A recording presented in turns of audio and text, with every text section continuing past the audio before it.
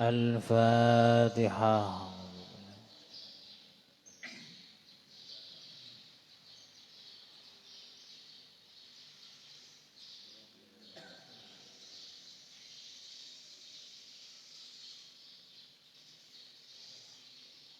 Bismillahirrahmanirrahim. Qala al-muallif rahimahullahu ta'ala wa nafa'ana bi'ulumihi fid dharain amin.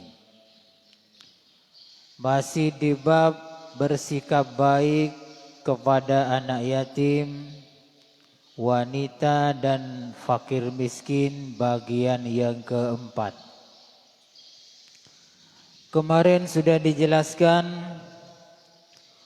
bahwa orang miskin itu ada yang terhormat, ada yang tidak terhormat. Orang miskin yang tidak terhormat adalah orang miskin yang suka meminta-minta. Jadi walaupun miskin, kalau meminta-minta tidak terhormat, apalagi tidak miskin. Lames ya, bahasa Maduranya itu lames. Kalau laki-laki mungkin suka minta rokok, kopi, atau ya kita bertamu ke orang lain. Kemudian kita mengatakan mana tehnya, mana kopinya, mana rokoknya. Tanya ya. Orang yang model seperti ini harga dirinya rendah menurut agama. Jadi gimana? Ya diam.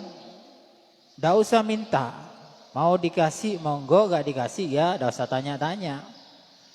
Yang miskin saja kalau sampai ngomong begitu, rendah ya, harga dirinya rendah, apalagi yang kaya. Kalau yang perempuan mungkin lamesnya itu suka minta-mintanya ngampong, buja ya, libalian ya, atau micin, atau yang lain. Itu harga dirinya rendah itu. Nah, kalau di posisi ketika kondangan, orang yang rendah dirinya, harga dirinya rendah, ya itu tadi, suka rebutan, suka berharap ya sesuatu yang baik atau rasol yang diinginkan itu. Ingin ngambil duluan, itu harga dirinya rendah ya.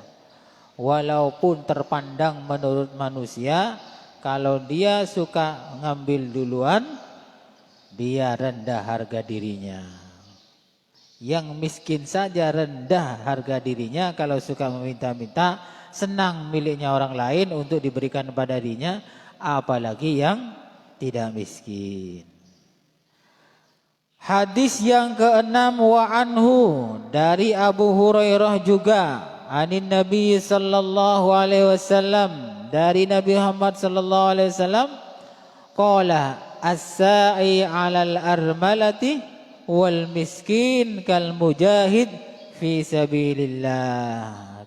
Kata Nabi, orang yang berusaha mencari nafkah dan orang miskin yang menahan harga meminta-minta, kal mujahid fi sabilillah, seperti pejuang fi sabilillah. Jadi kalau ingin perang ya fi sabilillah, tidak usah jauh-jauh ke luar negeri ikut ke sana, umpamanya di Palestina umpamanya ada perang, kita ke sana tidak usah ya, tidak usah. Cukup di sini mencari nafkah untuk keluarganya, atau yang miskin menahan diri untuk tidak minta-minta, itu sudah seperti mujahid, orang berjuang fi sabilillah. Kadang kita, penakut, gak ikut perang. Urusi keluarganya, kemudian itulah sudah dianggap jihad fi sabilillah. Wa asibuhu qala wa kal qaim alladzi la yafturu wa kas-shaim alladzi la yuftiru, muttafaqun alaih. Di sini rawinya itu ragu. Ragunya bagaimana? Kayaknya juga Rasulullah melanjutkan sabdanya begini. Bukan hanya orang yang mencari nafkah untuk keluarganya, orang miskin yang menahan diri untuk tidak minta-minta itu tidak hanya seperti pejuang fisabilillah, tapi kayaknya Rasulullah mengatakan begini juga, kal qaim alladzi la yaftur, juga seperti orang yang ahli ibadah siang dan malam. Jadi pahalanya besar ya, pahalanya besar orang yang mencari nafkah itu. Jangan kemudian dikatakan, wah ma'alakumullah. Jangan, hati-hati ya, hati-hati ngomong begitu. Iya kalau memang itu alakumullah. Kalau enggak ya, memang betul-betul mencari nafkah untuk keluarganya. Dan juga kayaknya Rasulullah mengatakan seperti orang yang berpuasa terus menerus. Jadi malas ya, malas puasa terus menerus ya. Pakai hadis ini aja wis ya. Kita cari nafkah ya yang setiap hari itu. Sudah seperti orang yang berpuasa terus menerus, dan seperti orang yang ahli ibadah siang dan malam. Dan juga orang miskin yang menahan diri dari meminta-minta juga seperti itu. Seperti orang yang ahli ibadah siang dan malam dan berpuasa terus menerus. Ini kan enak ya. Makanya hadis itu banyak ya. Jangan kemudian kita ini karena cakang berpuasa, cakang ibadah, kemudian menganggap orang lain itu di bawahnya. Jangan ya. Pakai hadis ini sudah seperti berpuasa terus menerus. Seperti orang ibadah siang dan malam, seperti berjuang fi sabilillah. Makanya tidak usah sok-sokan dengan ibadah kita, merasa lebih banyak, lebih istiqomah dan lain sebagainya. Bisa-bisa pahalanya hilang itu. Hilang apa? Hilang karena ujubnya itu, bangga diri, merasa lebih baik daripada orang lain. Jadi orang itu biasa aja. Walaupun kita itu rajin ngaji, ya biasa aja. Tidak usah kemudian merasa lebih baik daripada orang lain. Yang cakang sholat ibadah, sholat berjamaah di masjid, biasa-biasa aja kok. Jangan kemudian lewat di depannya orang, hati kita ini kemudian mengatakan, ini sudah tahu azan, sudah tahu iqamat, kok tetap tidak ke masjid. Kemudian kita merasa lebih baik. Jangan, tetap tidak boleh. Apapun yang kita lakukan, ibadah yang kita lakukan ini berkat hidayah pertolongan Allah Subhanahu wa taala. Kalau tidak ada hidayah dari Allah taala, kita tidak mungkin ya istiqomah ngaji, istiqomah berjamaah di masjid, sering datang ke pengajian, tidak mungkin. Jadi kita dari mana ini ibadahnya? Semuanya itu kembalikan kepada Allah. Alhamdulillah diberi istiqomah ngaji, diberi istiqomah berjamaah ke masjid, itu semua berkat hidayah, petunjuk dan pertolongan dari Allah Ta'ala. Tidak usah aku mengaku ya. Kalau aku mengaku Allah itu cermat ya, bekal belis.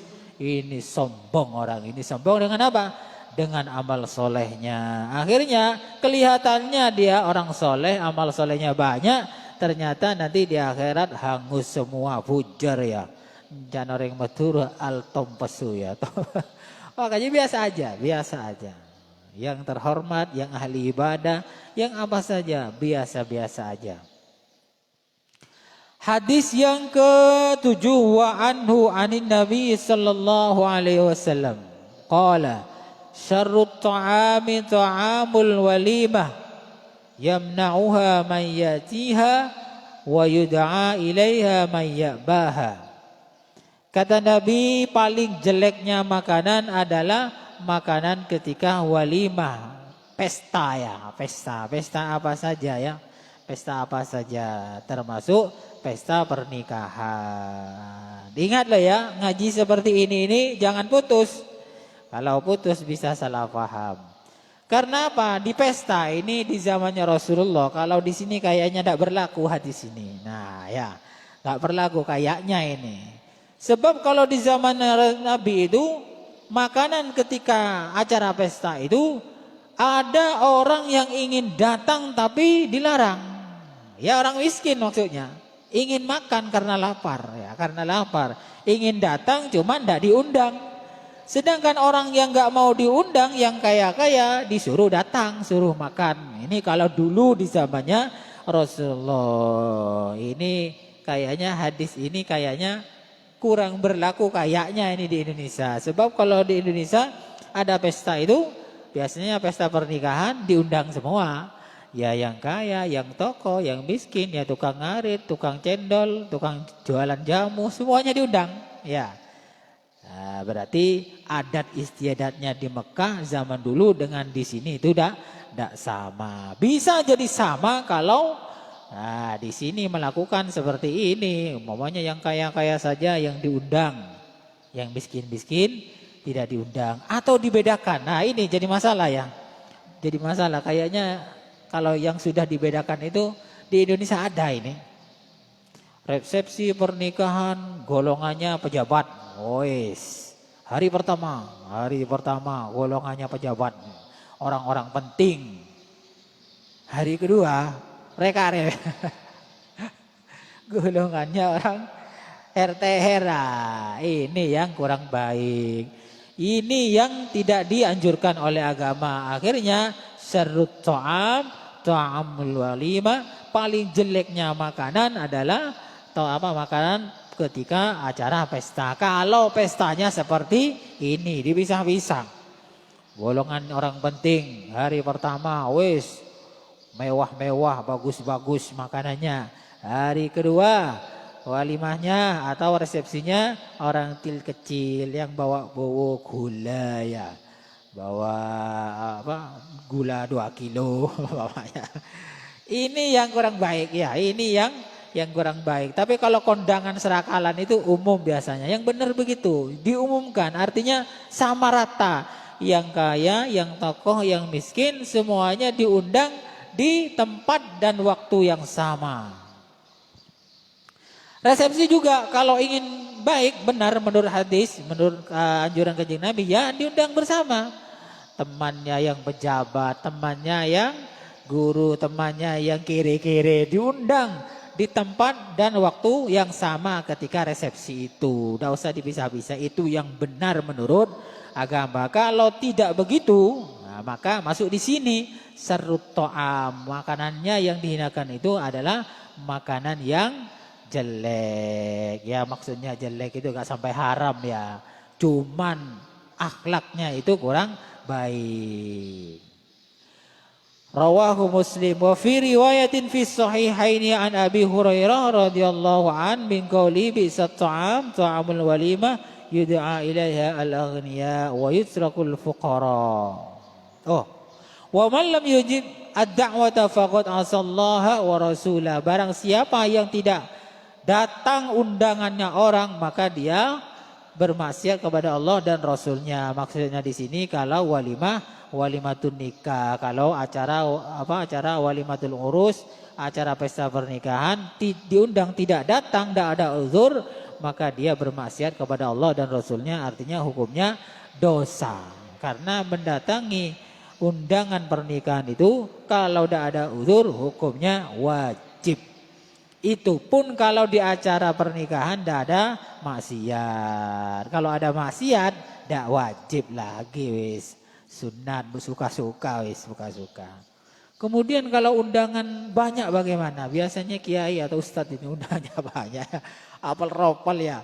Gak didatangi ini kasihan, didatangi ini tidak bisa. Tidak bisa jadi 2, jadi 3 dengan waktu yang sama. Bagaimana? Ya begitulah manusia ya, kadang kiai atau ustaz itu bendung-bendung ya bareng undangannya ya minta maaf. Kalau udah bisa minta maaf ya ada apa-apa tidak datang namanya tidak bisa ya, tidak bisa. Makanya kadang-kadang kiai itu disuuzoni oleh orang lain itu karena dung bendung ya, belum selesai acara sudah pindah ya, sudah pindah. Kemudian ada yang suuzon ini kiai tidak benar ini, belum selesai acaranya sudah pulang duluan, pengajian ngisi duluan ya. Padahal ditunggu di tempat yang lain. Kalau nggak bagi-bagi begitu, maka akhirnya salah satunya ada yang dikorbankan. Makanya kalau ada kiai yang kadang pulang duluan ya, tidak usah suuzon ya. Mungkin itu dia dibutuhkan orang lain di tempat yang lain. Biasa aja, lihat biasa aja. Ya kita itu kadang membandingkan orang lain dengan diri kita sendiri. Kita bukan orang sibuk membandingkan dengan orang yang sibuk seperti ustadz atau kiai yang banyak kondangannya bersama-sama ya. Tidak usah suzon ya, biar tidak dosa lah, tidak beda ya. Ntar konjangan oleh dosa ya. Cukup sekian dulu, kurang lebihnya saya mohon maaf. Mudah-mudahan bermanfaat. Wallahu a'lam bishawab. Al-Fatihah.